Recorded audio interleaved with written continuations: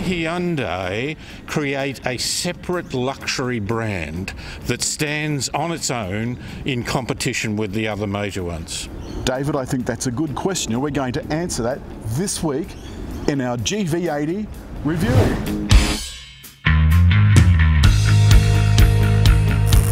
So to answer the question, David, about whether or not Genesis, which is a Hyundai company and until recently was sold as a Hyundai, until it was spun off like Lexus was, to answer the question as to whether or not it can hold its head up in the world of luxury cars, first of all, we're going to look at the looks.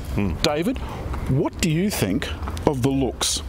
Oh, it's got certain amounts of Aston Martin to it. Aston Martin, I think it looks like an Aston Martin, and even the badge, I think is shamelessly Aston Martin-esque. But there's a difference, you know, David.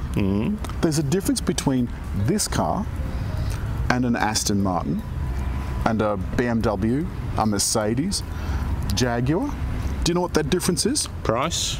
Reliability. Reliability too, yeah. JD Power's just said, we were talking about it before off camera, JD Power has said like the most reliable brands, you know, Kia and Hyundai.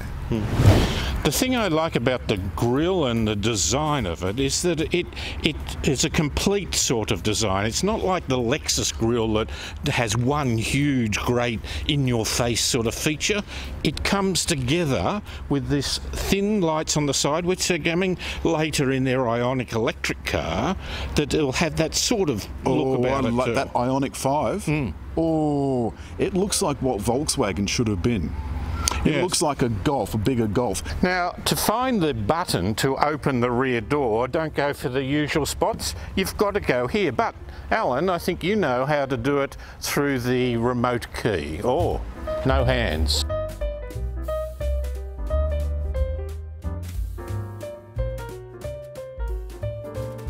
There.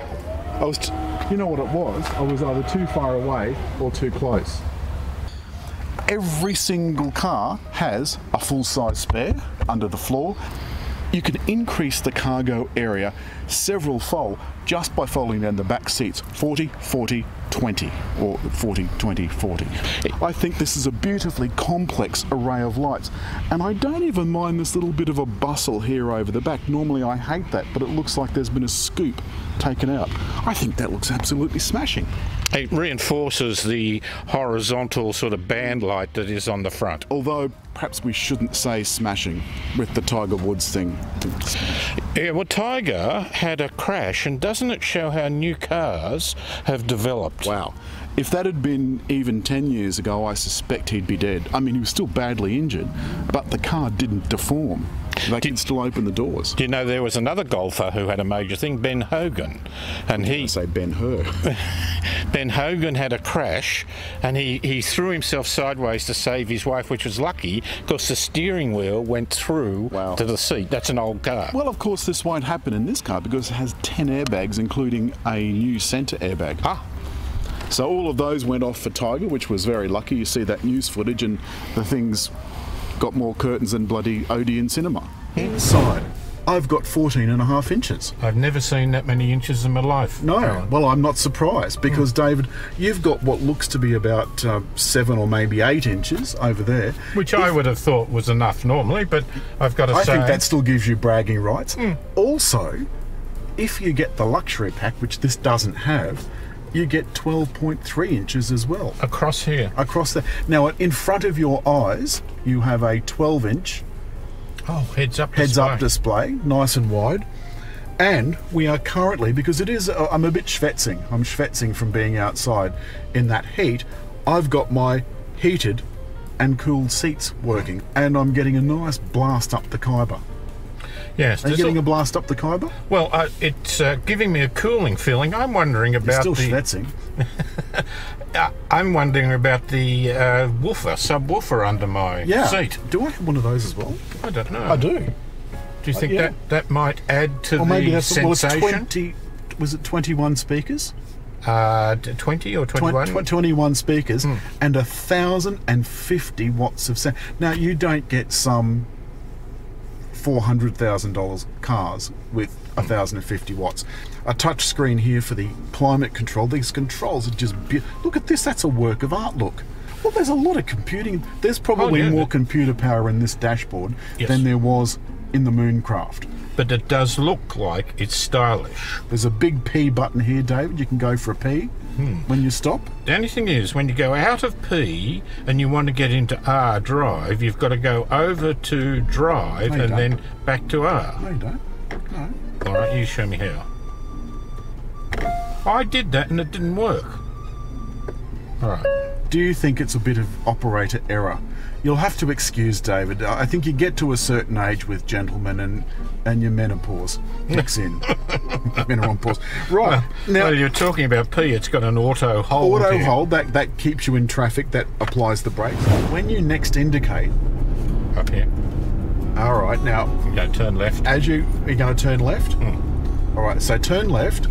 Look what's come up in your rear vision monitor down there on the dashboard. Okay. Whichever indicator you put on in that dial brings up the view down the side of the car. I have a problem that I don't always know which buttons to press.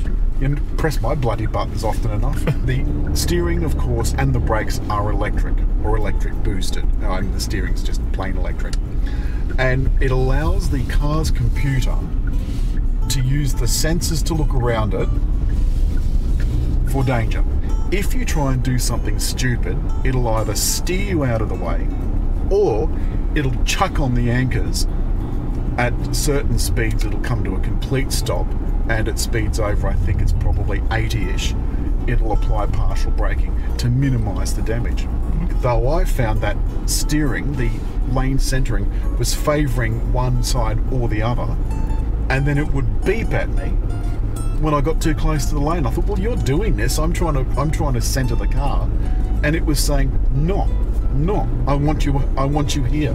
And I wondered if it was because it was raining biblically.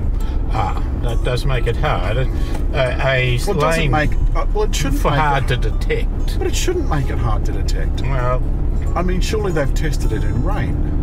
This doesn't have the noise cancelling stuff, does it?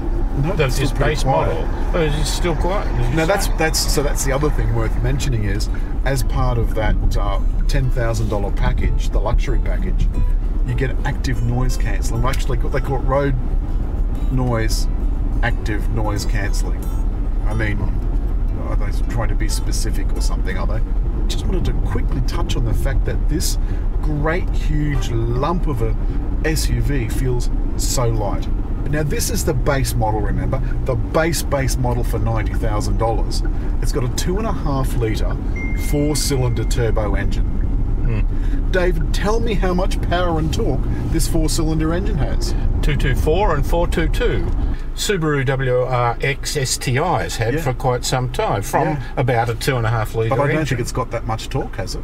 You might say, well, yeah, but that's a little car, and that's true. This still gets 0 to 100 in 6.9. But that's not all. There's a diesel. The diesel we're getting next week, David. How much power's that got?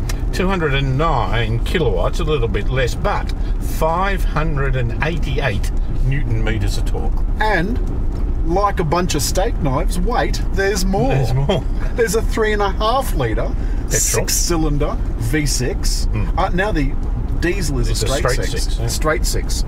So some of our viewers aren't going to like that at all. Oh, yeah, most diesels. No, because it's straight. Oh. The V6 engine, David, petrol, comes with the same 8-speed automatic and the same all-wheel drive system that the diesel's got, but it's got 279 kilowatts and 530 newton meters. Now that's V8 territory. So you're getting far more for far less money. Now, this is X5 size. X5 is also all-wheel drive, not four-wheel drive. So it's in the same class size, but a different money size. Although I haven't actually looked to see. And this, I think, is a much better buy. The X5 that's got this stuff in it, or the Mercedes, what would be a GLE, I suppose, or the Jaguar F-Pace, they're all many more shekels. many more shekels. David, I think this is a peach. And yes, I think it does hold its head up high in the world of luxury cars. As always, if you've liked the film, hit like. Leave a comment. Leave a comment. Even if you have to think about it for a while. It's hard to find. But above all, I think they're reaching over that way to subscribe. Oh, also you can always subscribe with the little red arrow button down yonder throughout the film.